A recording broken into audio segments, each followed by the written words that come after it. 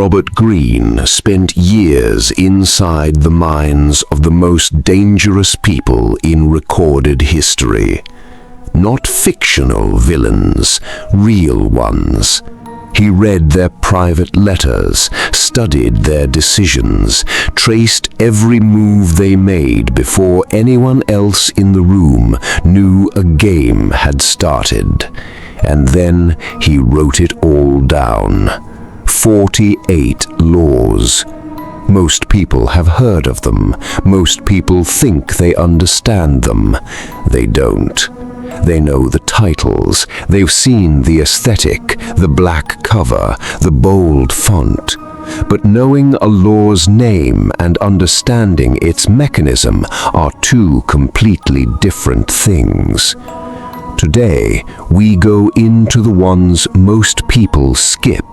The laws that make you uncomfortable, because the moment you understand them, you realize they're already being used on you right now. Before we go in, understand what Greene was actually doing. He wasn't writing a villain's manual, he was writing a mirror. His sources weren't motivational speakers. They were Machiavelli, Sun Tzu, Bismarck, Louis XIV, people who watched human nature without flinching and acted on what they saw. The discomfort most people feel reading Greene isn't moral outrage, it's recognition. It's the slow creeping awareness that these laws are already running in your office, in your relationships, in every room you walk into, operated by people who have never read a single page of this book. Understanding them isn't an invitation to use them, it's protection against being destroyed by them. Let's begin. Law 3. Conceal your intentions. Most people telegraph everything, their ambitions, their plans, their desires, visible in what they say, visible in what they emphasize, visible in where their eyes move when a certain topic comes up. And the moment someone knows what you want, they have leverage. They can position themselves between you and it. They can inflate the price. They can weaponize your hunger against you and smile while doing it. Concealing your intentions doesn't mean lying. It means understanding something most people never learn. Not every thought deserves a public announcement. Here's the part that should genuinely disturb you. While you're sharing your plans openly because it feels honest, because you value transparency, the people around you who aren't sharing theirs are quietly positioning themselves to achieve what you just announced before you do. Every time you tell a room what you want before you have it, you hand every person in that room the ability to decide how much they'll let you have. The goal stated in public is the goal that gets managed. The goal kept private is the goal you control entirely. Law 15. Crush your enemy totally. This is the one most people refuse to accept. When you end a conflict in your favor, when you win, leaving the other person diminished but intact is not mercy, it is a mistake. A wounded person with a motive is not a resolved problem, it is a delayed one. History documents this with uncomfortable consistency. The leader who defeats a rival but leaves them their network, their dignity, their access, doesn't find peace. They find the same rival 2 years later wearing a different face. Greene's point isn't cruelty, his point is completeness. If you are going to engage in a conflict, resolve it fully. Don't perform the appearance of resolution while leaving every condition for its continuation perfectly intact. Here's the darker insight. Most conflicts you believe are over are not over. They are quiet. The person you defeated has simply moved their anger somewhere you can't see it. And quiet anger with time to plan is significantly more dangerous than open anger with no resources.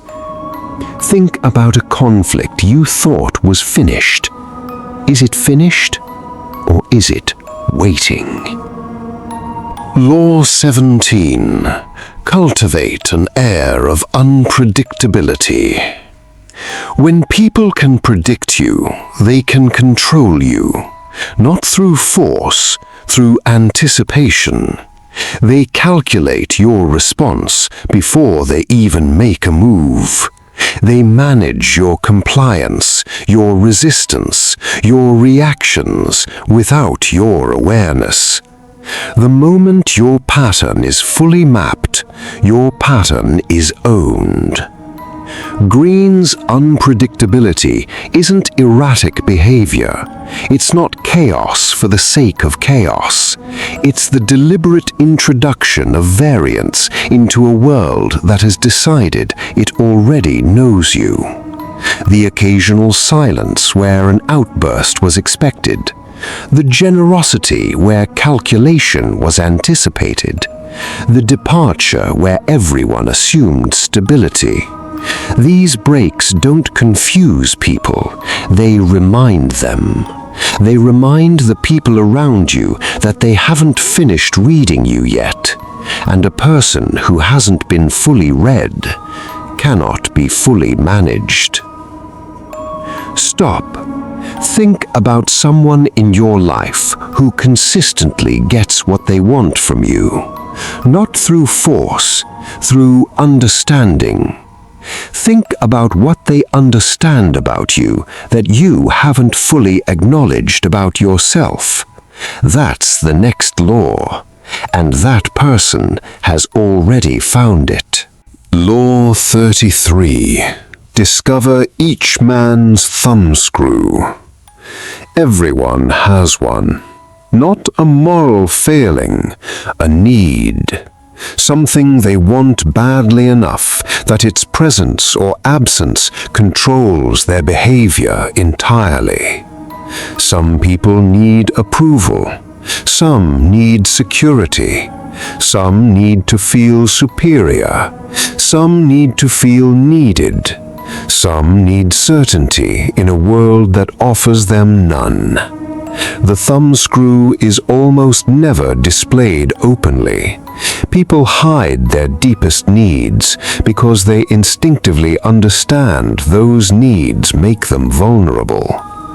But the need is always there, shaping every decision, every reaction, every overreaction.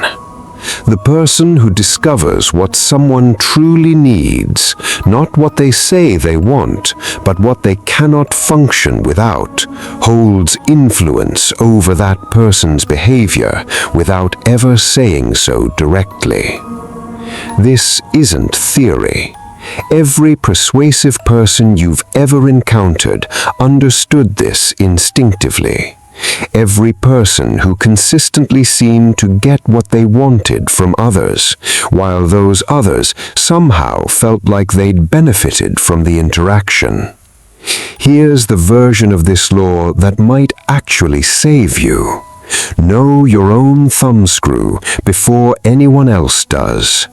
The need you haven't examined is the one that controls you without your knowledge. And the need that controls you without your knowledge is the one that will eventually be found by someone who does not have your best interests at heart. Law 46. Never appear too perfect. Perfection provokes, not admiration, resentment. When someone appears to have everything under control, no weakness, no visible failure, no struggle, the people around them don't celebrate it. They begin searching for the flaw.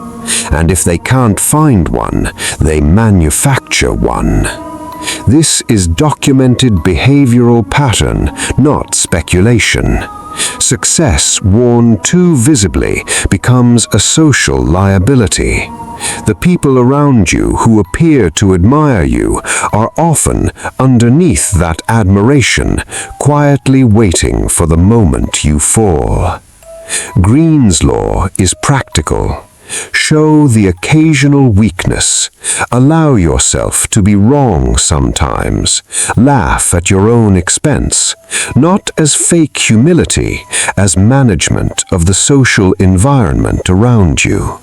The flaw you choose and display on your own terms is significantly safer than the flaw others find on theirs. Step back from every law we just covered. The same observation lives underneath all of them. People are not what they present themselves to be. Power does not operate the way it claims to operate. And the gap between the surface of human interaction and the mechanics underneath it, that's where everything important actually happens. Greene didn't invent these dynamics, he documented them. They existed before he wrote them down. They'll exist long after. The only question is whether you understand them, or whether you continue to operate as if the surface is the whole story. Here's what I want from you. In the comments, tell me which of these laws you've already seen operating around you. Not which you'd use, which you've seen used. On you, around you, by people who never read a single page of this book. The answer will tell you more about your environment than any personality quiz ever will. If this kind of analysis is what you're here for, subscribe to Behavioral Blueprint. Every video strips another layer off how things actually work. Because the people who understand this, they're already in the room. The question is whether you are too.